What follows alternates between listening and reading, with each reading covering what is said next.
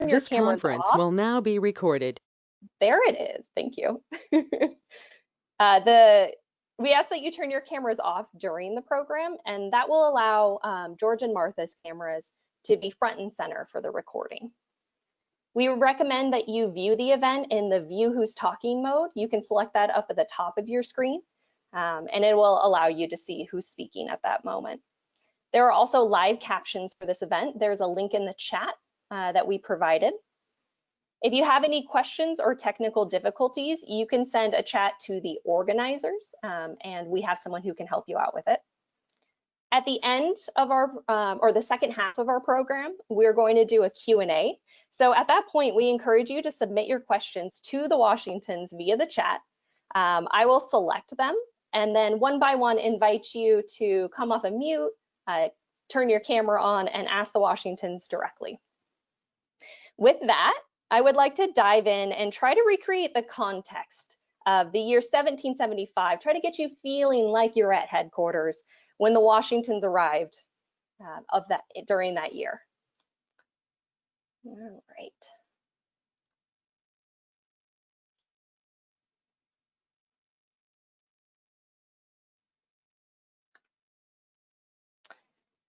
All right, we're going way back to the Revolution. This may be ancient history or your elementary school education. You may be a big old fan. I'm here to provide you the context.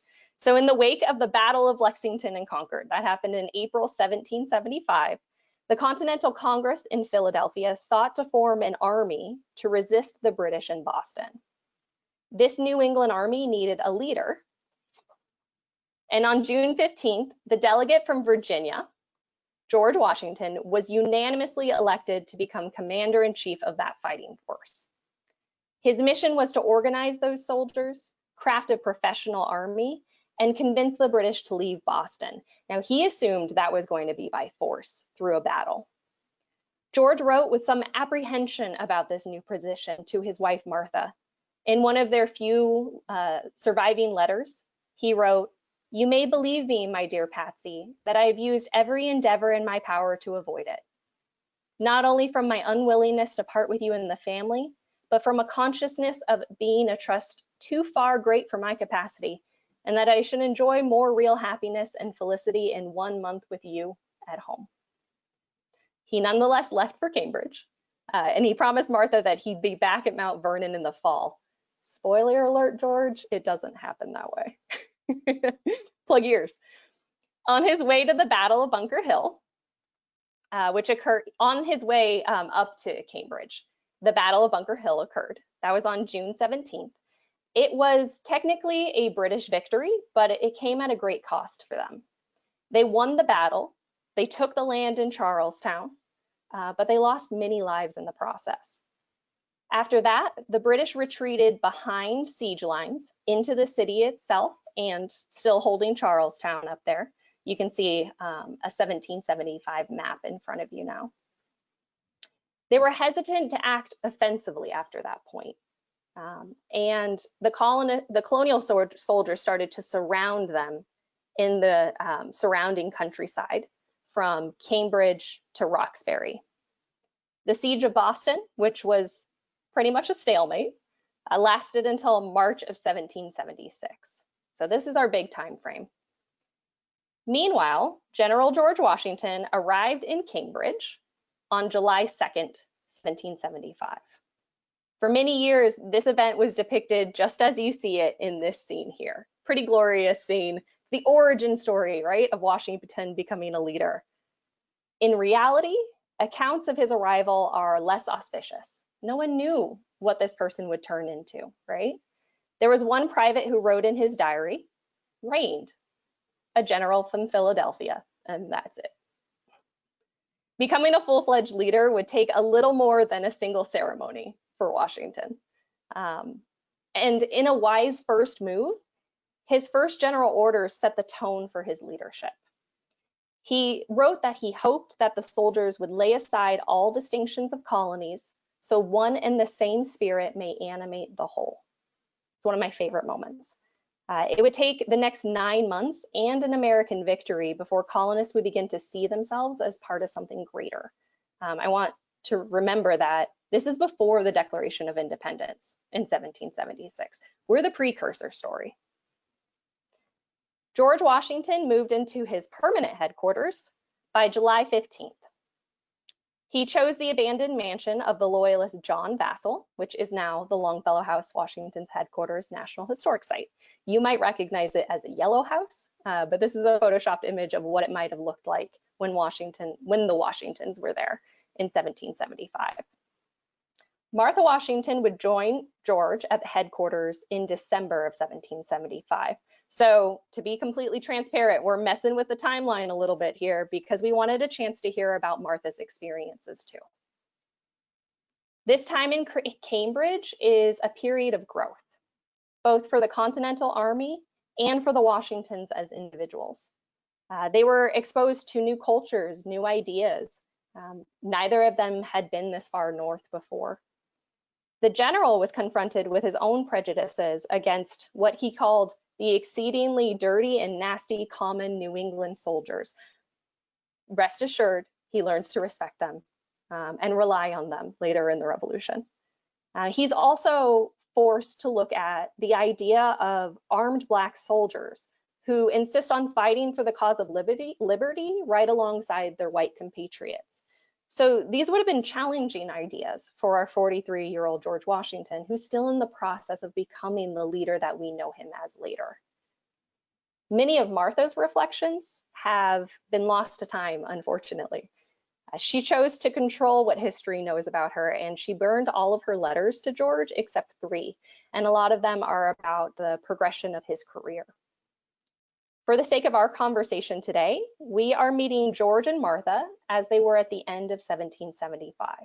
So they don't know about events or decisions that happened after that point, but I'm here to provide that context.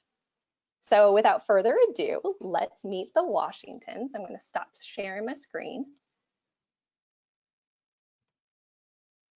And if you haven't already switched to view who's talking, I recommend that you do that now. All right, George and Martha, are you there? I am here. Good day. Good day. I hope you two are doing well on this warm summer afternoon. It feels much like Virginia here. Wouldn't say that's our best weather. All right, I want to dive into a few questions that we had started, and then I'll open it up to conversation from the audience. We'll actually take some of their questions and present them to you.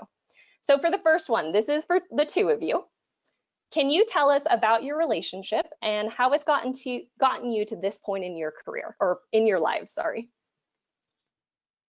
Well, I knew from the moment that I met the general, who was Colonel Washington at the time, that he had a charisma that could attract anyone, young or old. A quick story, if I might. My Jackie was just 3 years and a bit when he met the general.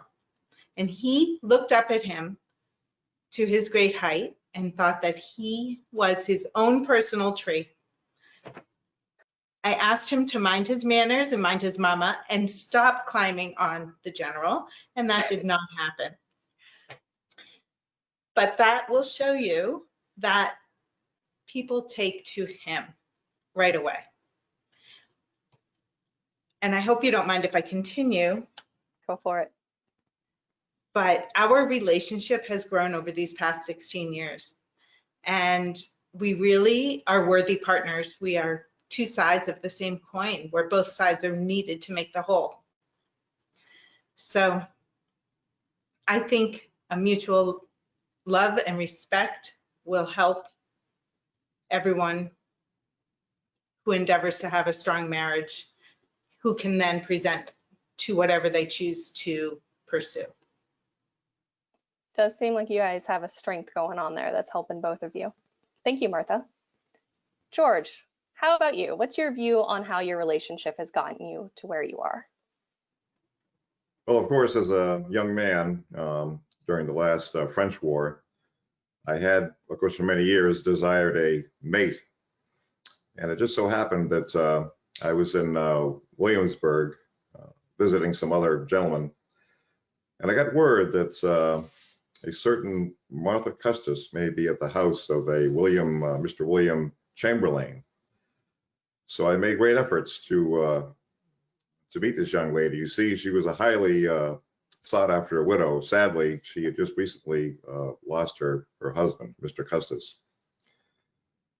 I had, of course, seen her before, but did not know much of her. But we had the most lovely conversation, and arrangements were made that I would court her.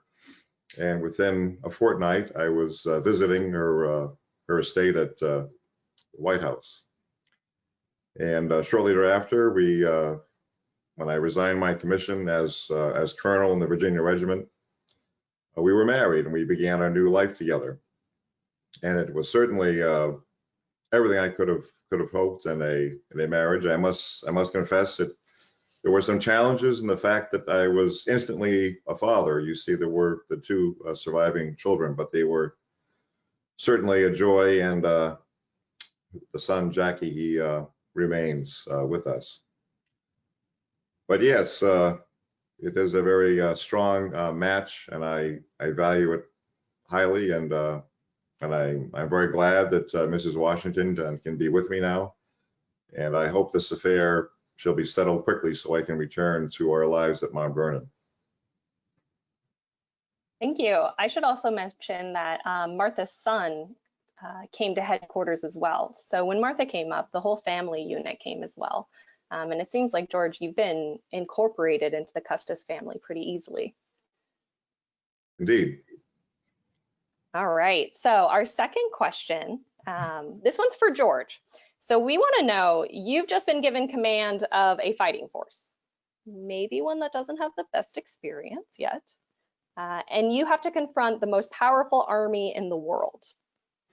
With how brutal failure could be for you, why were you willing to take on that task?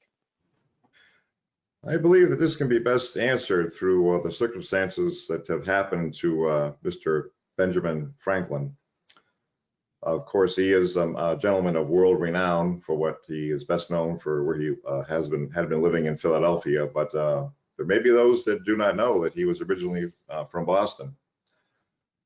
But a most terrible thing happened in January of 1774. He was brought before the Privy Council. You see, he was representing the then colony of Massachusetts.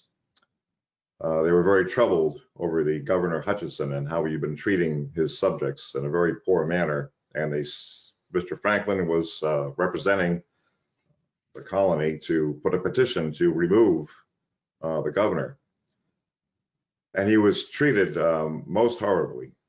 He was berated. There was a particular speaker who brought forth all sorts of felonious charges and insulted him. And not only that, it brought forth the laughter of the council. He was treated in a most horrible way. It must also be made known at this point that at that time they had learned of the Tea Party. I must mention that I was against the destruction of private property. This should not have been done. However, they had a moment, the British Parliament, where they could have used Mr. Franklin as a mediator to bring this crisis to an end, but instead they insulted the very person who could have brought a peaceful answer. And not only that, they closed the port of Boston, essentially bringing the people to the point of perhaps even starvation if it was not for the help of the other colonies. And I did take part in my church in a day of prayer and fasting in support of the people of Boston. So in this act, they made a very formidable enemy. It was remarked that during this entire time where Mr. Franklin was being berated, it was like his face was carved of wood. He did not show any emotion. And it is said, that cannot be confirmed, but it is said, but I think it's consistent with Mr. Franklin. I believe he did say this, but he took this, you can call him a gentleman. I would not call him a gentleman for what he said, but he took the speaker aside at the end and he said, I shall make your master a small king.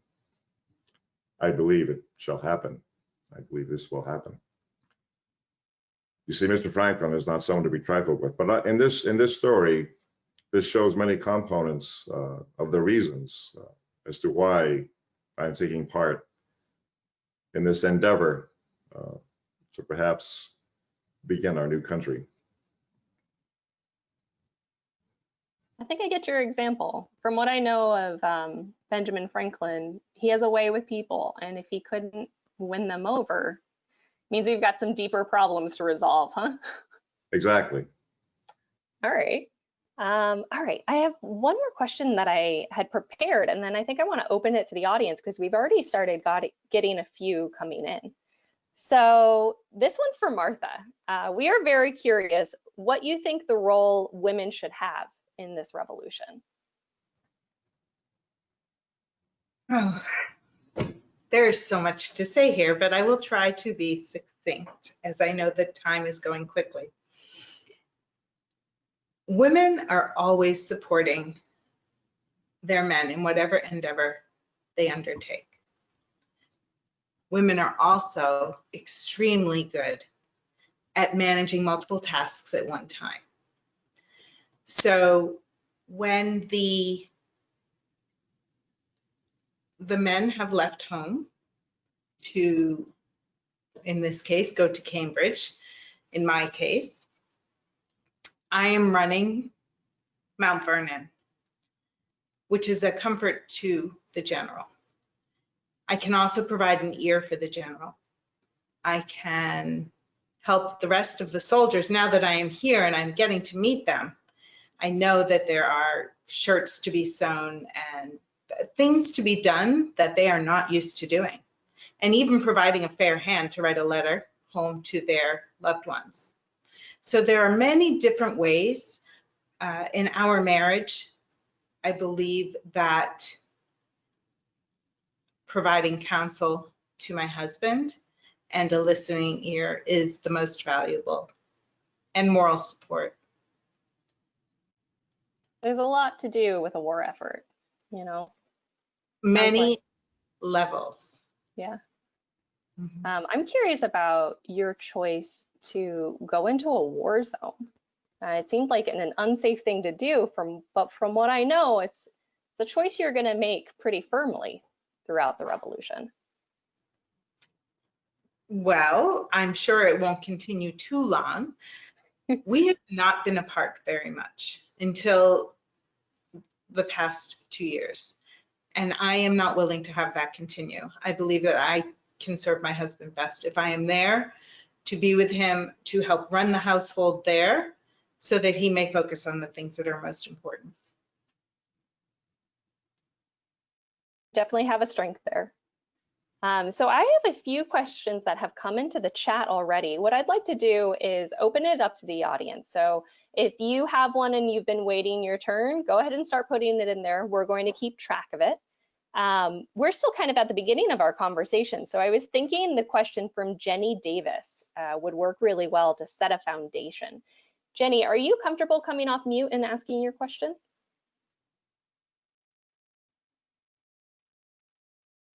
Hello. Hi. Hello.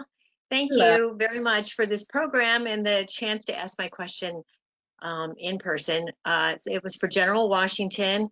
I didn't realize that when you arrived to Cambridge in 1775 in July that you thought you'd be home by the fall.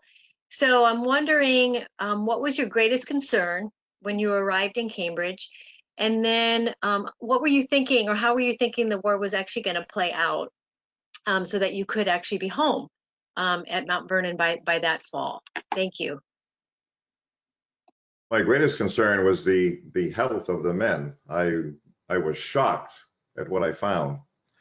I hesitate to say this in public as there were ladies present, but I feel there's no other alternative. The men were simply relieving themselves where they stood. They were not washing their cooking utensils properly. They were not focused on cleanliness. And I knew that these would lead to the various this infectious filth would lead to the various camp sicknesses. So my first order of duty was to have the various camps that were spread out over about an arc of 10 to 12 miles across the coast, was to have latrines dug, to have the contents covered with fresh earth each day. And the men were trained to be neat and clean, that their cooking utensils had to be properly cleaned, that their food had to be properly cooked. All these things to protect their health. And the smallpox was raging, or it is raging really at this time.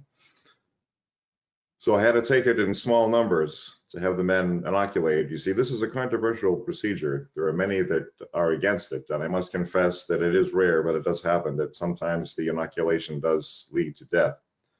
But in the larger picture, it will save countless lives. So this process has begun in small groups. I do believe that the battle of which took place at Bunker's Hill was extremely costly to the British. They lost, I understand, nearly half of their assault force. So any military leader must take that into consideration. The cost, is it worth the cost for that many lives? So I realize these are farmers that have had some militia training. We do not have the professional army that the mother country has. But if we can make the cost high, if they try for an assault and we make it so costly that will bring them to the negotiating table, and they will not try to continue an effort that's futile, which will cost so many lives. That is my thinking at the time, is that the best scenario is for these farmers to be in a defensive position and to try to replicate what happened at the Battle of Bunker's Hill.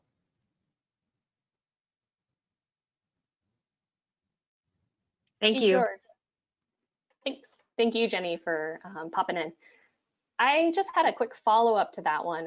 Do you know if there was any resistance in the camps to your efforts to improve hygiene? Well, I'm sad to say that there have been many court-martials.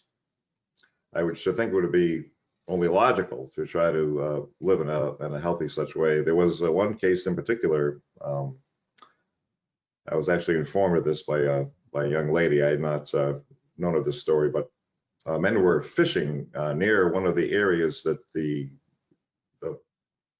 patients were being sequestered, who had been given the inoculation, and I had to make sure they were dispersed and not take that activity in that area. But yes, discipline, I'm afraid, has been meted out. Well, I think in the spirit of safety, we understand. I had heard some reports about the soldiers fishing near the smallpox hospital, and that is a little alarming to me as well. Indeed. I have another question that is about your concerns about fighting the British Army, and this is from Lexi. I was wondering if Lexi was comfortable asking her question or their question.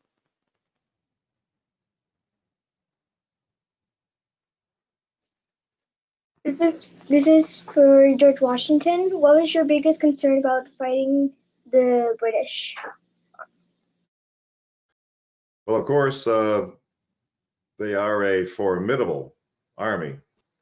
They have harvested laurels in battles across the globe. And of course, their resources are almost unlimited. They control the seas with their large navy. But I did learn some things that when we were in the war with the French.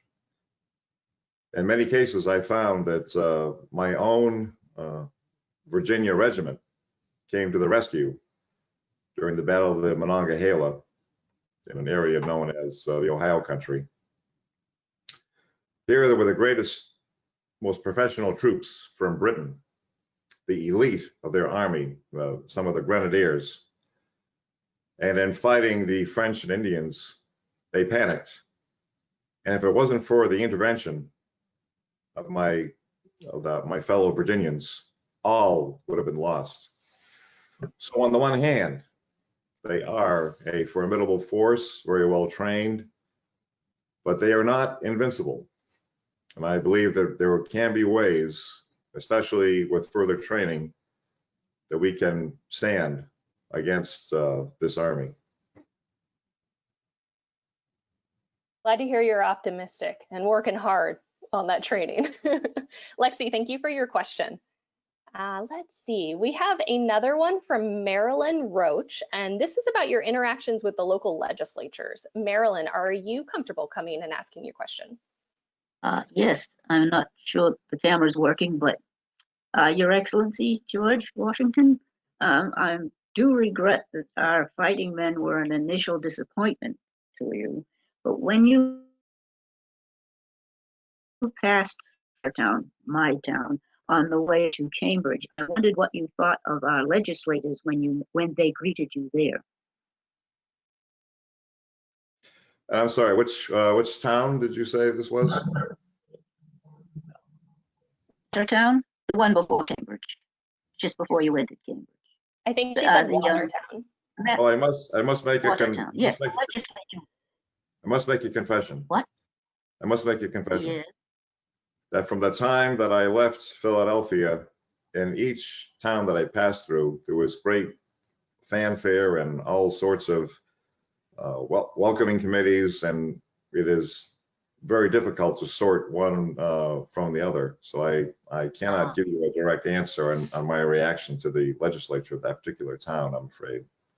Oh, well, it's the state, Massachusetts legislature was there, and they greeted you, but I understand you have had a very busy schedule.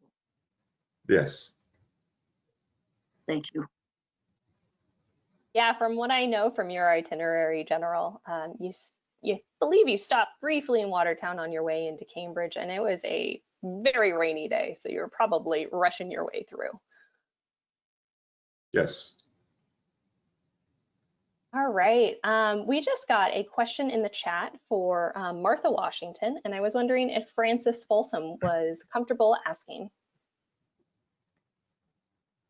Yes, I'm unmuted. My camera isn't working for some reason.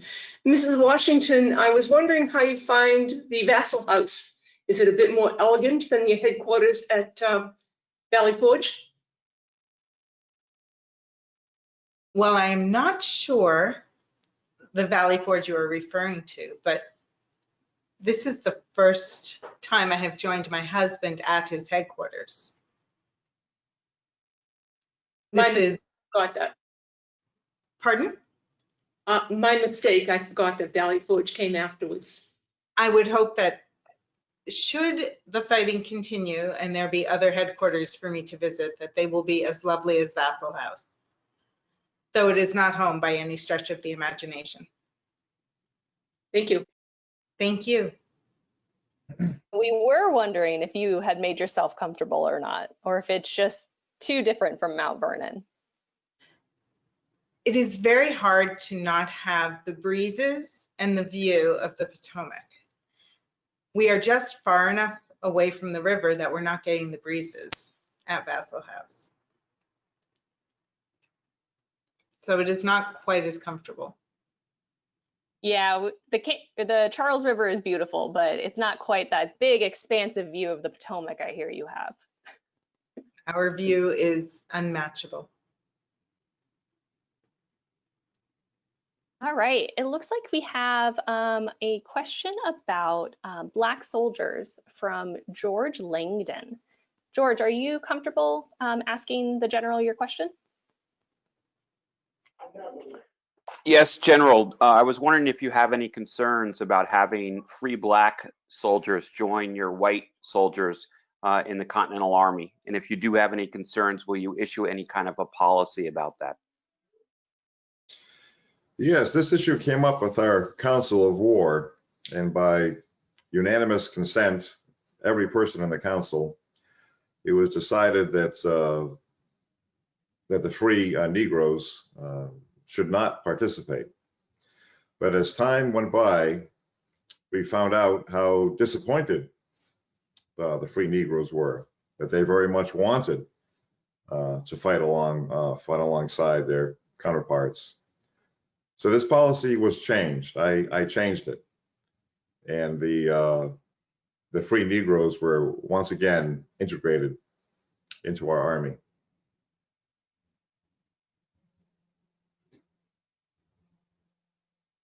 Thank you. What George doesn't realize yet, plug your ears, spoilers. That makes the Continental Army the most integrated fighting force in this country all the way up until the Vietnam War. So it's one of the big things that comes out of his time in Cambridge. So I'm glad he was able to share that with us. All right. I have a two-part question. One part is for Martha and one part is for the general. And this is about who else is around you while you're at headquarters. And this is from a KB. Are you comfortable asking your question? Yes, thank you. Mrs. Washington, how many women were in the camp with you and what things did you do together? And General Washington, how many men did you command and did you grow that force during your time in Cambridge? Thank you both. Thank you for asking a question. When I traveled to Vassall House, I brought with me Jackie, who is my only remaining child, and he had been married just a little while to Nellie. She is now expecting her first child. So they traveled here with me, and the other officers' wives are arriving. I have not met too many of them.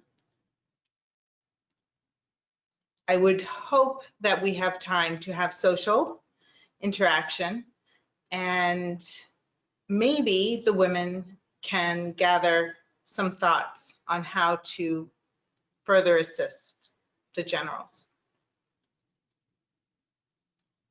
Martha, there are some feisty ladies in Boston I think you're going to get along with. Sorry, General. That's quite all right.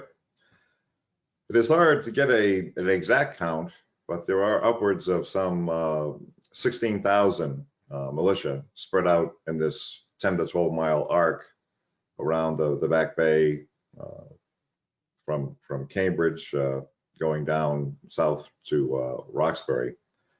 And so essentially at the present time, the Boston is surrounded.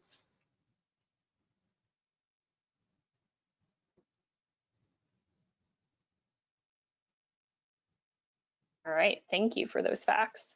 We have a question about your previous career, General, and this is from Francis Folsom. Francis, are you comfortable coming back?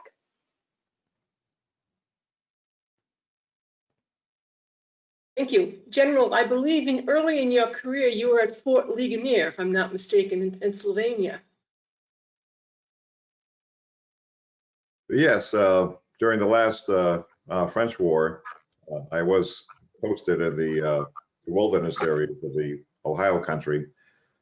So yes, it was a most impossible task. You see, with the Virginia Regiment never meeting its full quota, we had hoped to have in excess of 1,000 men, but even if we did meet our full quota, to try to protect the entire wilderness and the western areas from Indian attack was almost impossible. So a series of forts, some quite large, as you mentioned, with Fort Ligonier, and some smaller ones were set up at strategic points. But even though we had a number of these forts, there was still, of course, the natives being so stealthy, they could easily pass through the areas between the forts. So it became an almost impossible task to defend the entire area.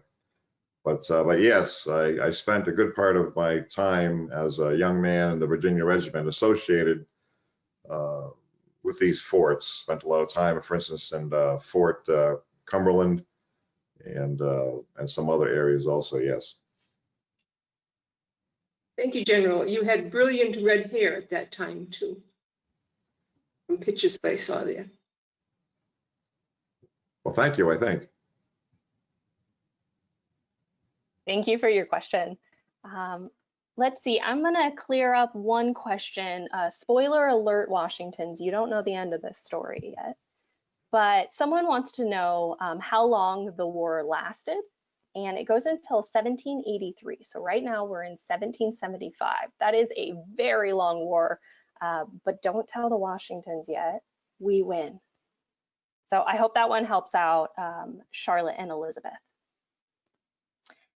Let's see, we have a question from Alana, and then this one's for Martha. Alana, would you like to ask your question of Martha?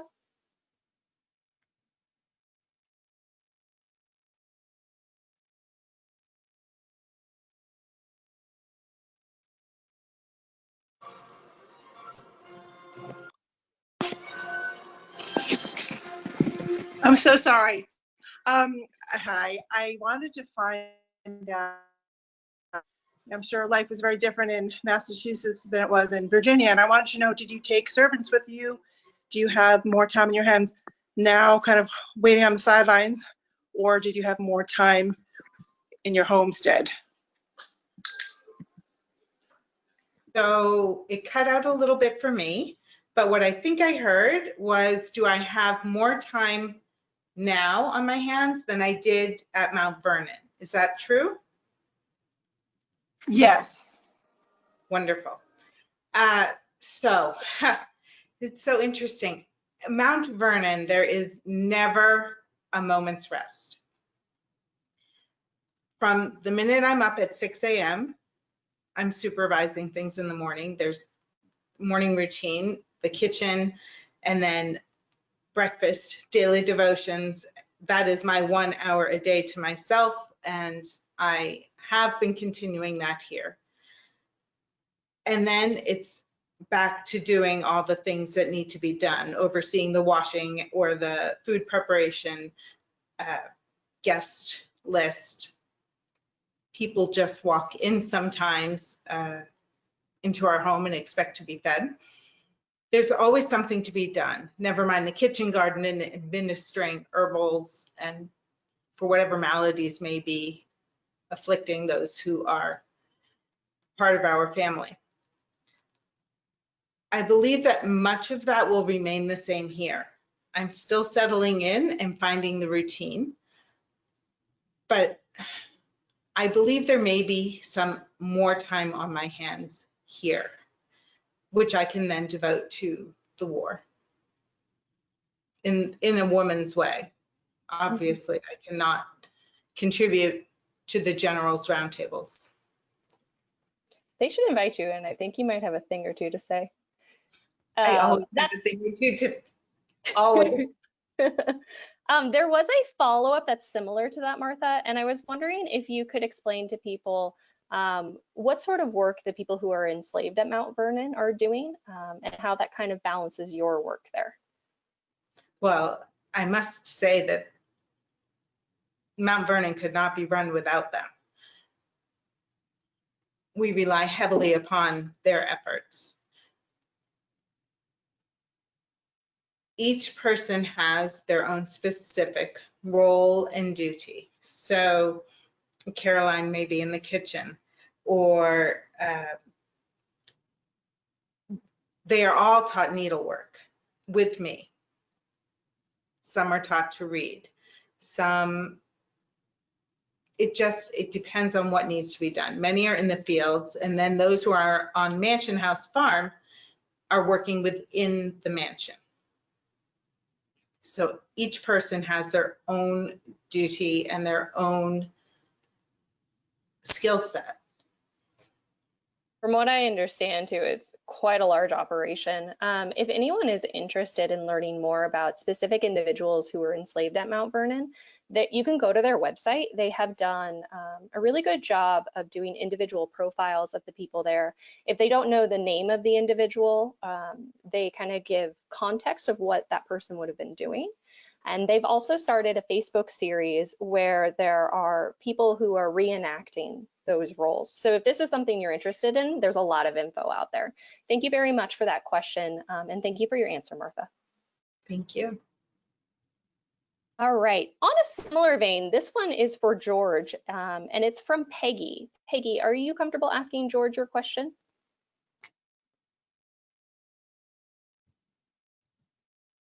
Hi.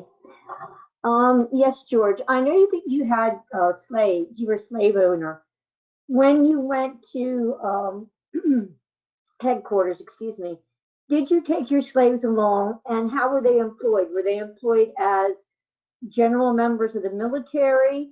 I do know that you had one manservant that was your confidential advisor, I guess you would call him. And I just wondered how those servants and slaves were treated as part of the military. Well, of course, the closest servant is Will, and he is my almost constant companion. He is a fine horseman. I have yet to find another person to be his match in the saddle. But he's also he helps me with my shaving and getting my clothing together and any other the various needs that may come out. In some circles, he is known as Billy Lee. I refer to him as Will. There was also a small staff that we brought with us of servants. But also something else very interesting happened. As you know, during the Battle of Bunker's Hill, a fire came about in Charlestown, and much of Charlestown was burned. So there were people without places to live. So I understand that there's a local family who we've taken in to help us with the various household duties. So it is not only some of our servants that we brought with us from Mount Vernon, which are few in number, but there are also some locals, some people, some inhabitants of Charlestown that are also have been coming to the house, as sadly they've lost their own home due to the fire. What I Thank can you, sir. add to that, oh, sorry, thank you for your question. What I can add to that the general might not be privy to is that there were 7 enslaved people that the Vassall family had enslaved who were still present on the property when the general arrived. There is one family, Tony and Cuba are the parents, who still live on the Vassall property, and at least Tony works a bit for the Continental Army while they're there. He also works up at the plantation that's in Medford for the royal family. So we've delved into that story a bit on our website. There's an article called Though Living in a Land of Freedom. And we also did a recent video. That video has been added to the chat. So if you are interested in exploring who was exactly at the Cambridge headquarters who had been enslaved, at this point in time, a lot of their status is in limbo and in question because this is a moment of war when their legal status isn't the same as it was before. We know at least that family at our site became free afterwards. So I hope that gives you a little more info. This is for both of you. You're welcome to jump in. I got a private chat, so I'm going to say this one. How's the food in Cambridge? Are you eating well?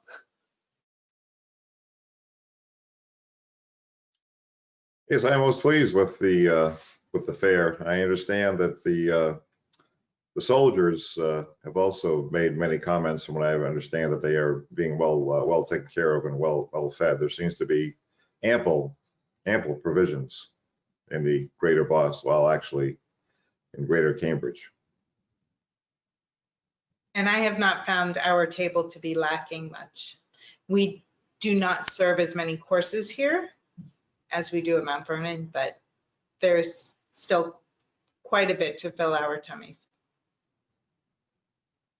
Sounds like you're being responsible with your rations, but they had oysters and all the fresh stuff. It was great. There's plenty of wine too. General, I have a question, and I just want to make sure, because this is a new name for me. Do you know who a Robert Roger is? Well, of course, there is, he is the same fellow. He was the man of some renown of the last French War who led Roger's Rangers. I think that's on the right track. Ben Bloom, would you like to ask your question of the general?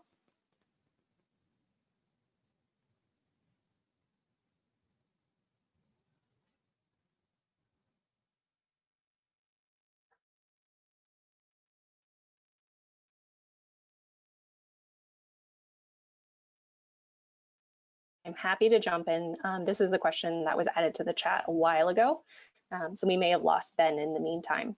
He wanted to know, why did you not let Robert Roger join the American cause?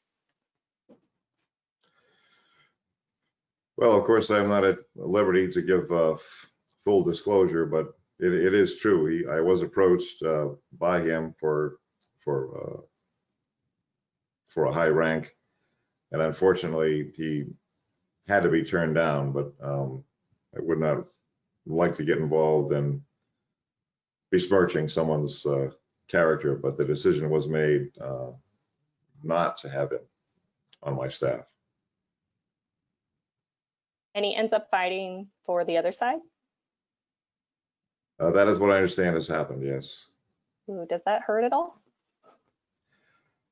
Well, he is a formidable soldier, so it is sorry to hear that that has transpired.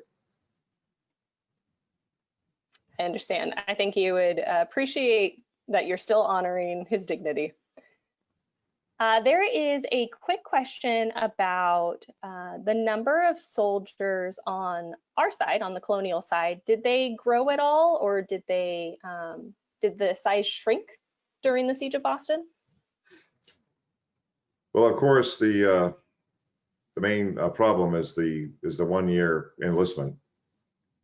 So I'm in this very difficult situation as time progresses, as the Army will be shrinking as the enlistments expire, and it is of great concern, and I must confess, some sleepless nights on having to essentially lose an army and then recruit and build a new army with the British so close at hand. So this is an area of great concern on how to maintain a fighting force, because if the numbers get to be too small and our enemy would find out about this, which was not hard to see because they can clearly see what is transpiring up behind our lines, that they could of course use this as a time to attack. So this is a great concern of mine on how to essentially rebuild and recruit a new army as another disbands. This is a problem, yes. So what George doesn't realize yet, spoilers again, well, he knows that the colonists have very strong opinions against having a standing army, because they've seen what the British military does when they enter a city. They force their way into homes to use them as barracks, and this becomes a founding principle that's not going to happen in this country, or at least at the beginning, that was a value. That means that Georgia is going to have new recruits all the time throughout that very long war until 1783. It's going to bedevil him the entire time. That when you get new recruits, you have to train them. You have to make sure that they're up to snuff. And that means that you don't have a very well-trained army the entire time. Luckily, we're going to get some friends from overseas to help us out too. Lexi, I see a question from you in the chat that I'm not sure if our general is going to be able to answer, but I might frame it in a certain way to see. Let's see what he knows. General, up until this point, 1775, what is the worst British defeat that you know of so far? Well, some could, the Battle of Bunker's Hill was a victory.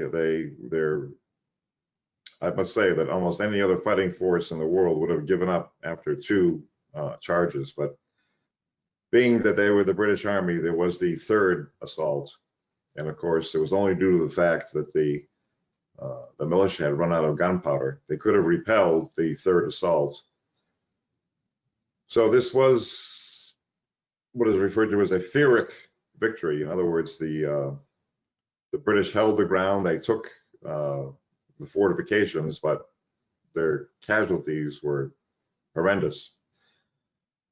So on the one hand, it was a victory for them, but I see it as a defeat. Did it give your soldiers some confidence in their abilities? Have you noticed that?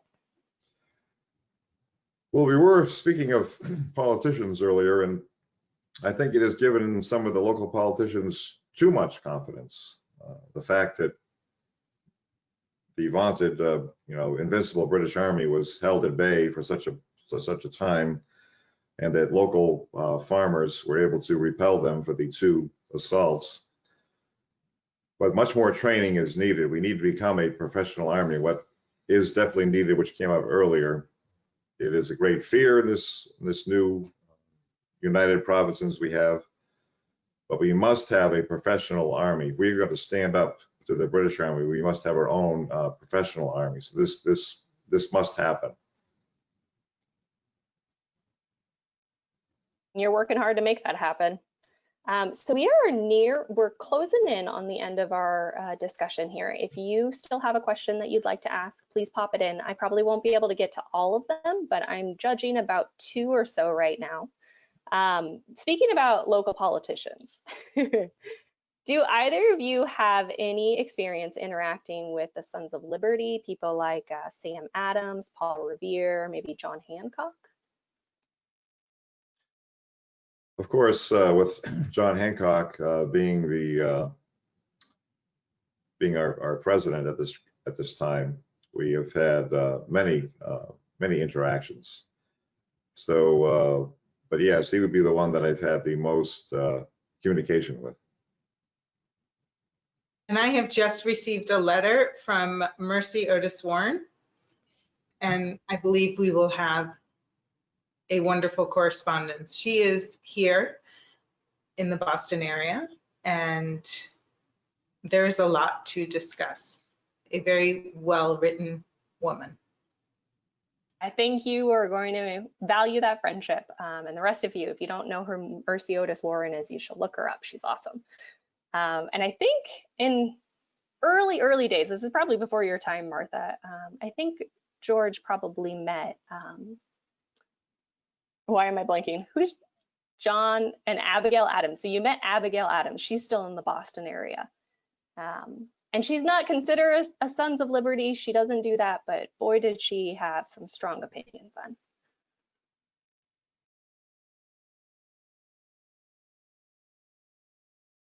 So I have a thoughtful question that I wanted to close out with, and this is for both of you. It might take a little bit of removing yourself from the current situation you're in, because you are in it deep at the moment. But we're curious about what one thing is that you would like to leave your children after you're gone. Well, I did have 4 children, and I do only have 1 remaining, my Jackie. I lost 2 in infancy at just 2 and 4 years old, and then my Patsy is gone just 2 years in June. So Jackie is my only remaining, and he and Nellie are expecting their first. So I would like to leave Jackie and Nellie and their growing family the values that I was brought up with at my home. I grew up in a very strong family, and I carried that to my own family. So I believe it's very important to transmit the values and the education and how to run a household properly, the logistics and the basic common sense, and how to fight for something you believe in. I think that is very, very important. And of course, I have some lovely jewelry. So I shall be leaving that as well. Seems like you have a lucky family, Martha. Thank you. I must concur with Mrs. Washington. The only I would add is that it is my hope that Mount Vernon itself would carry on through the generations of my descendants. George, you might not know it yet, but you are going to have a long, long legacy, sir. Thank you very much. For our audience, I wanted to round out the story a bit in case this is kind of a new story for you.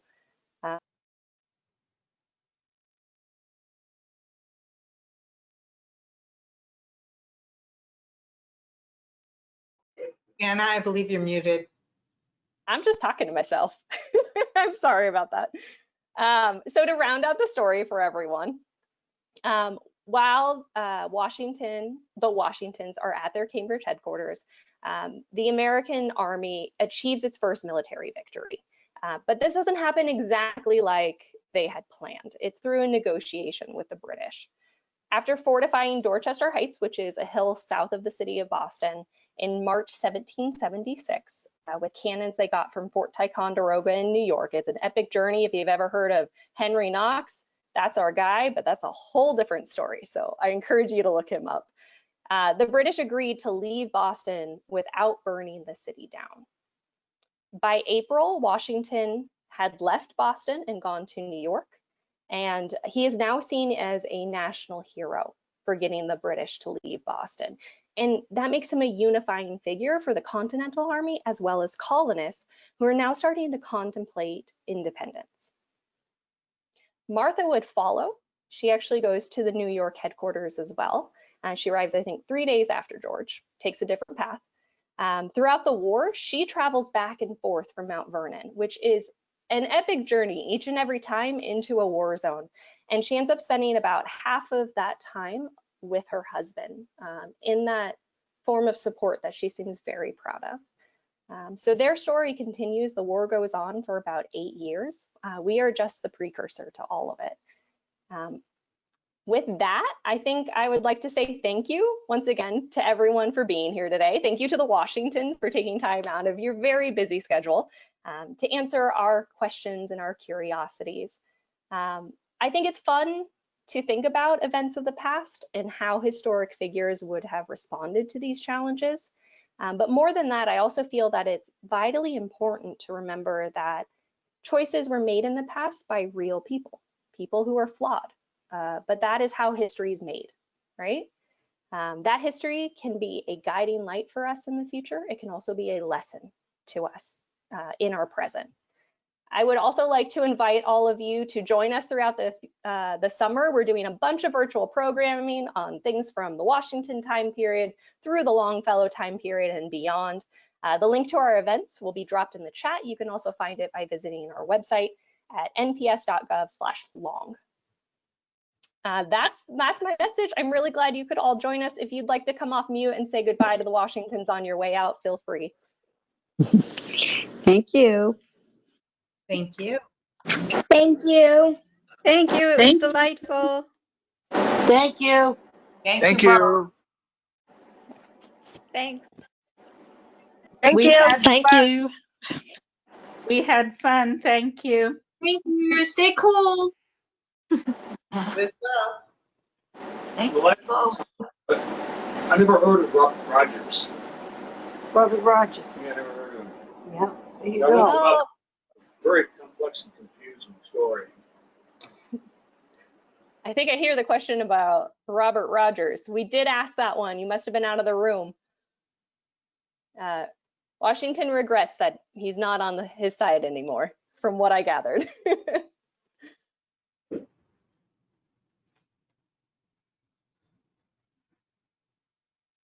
All right. Thank you two very, very much for joining us today. This meant a lot. I think I'm going to close us out. It was wonderful to see you. Good day. Bye-bye.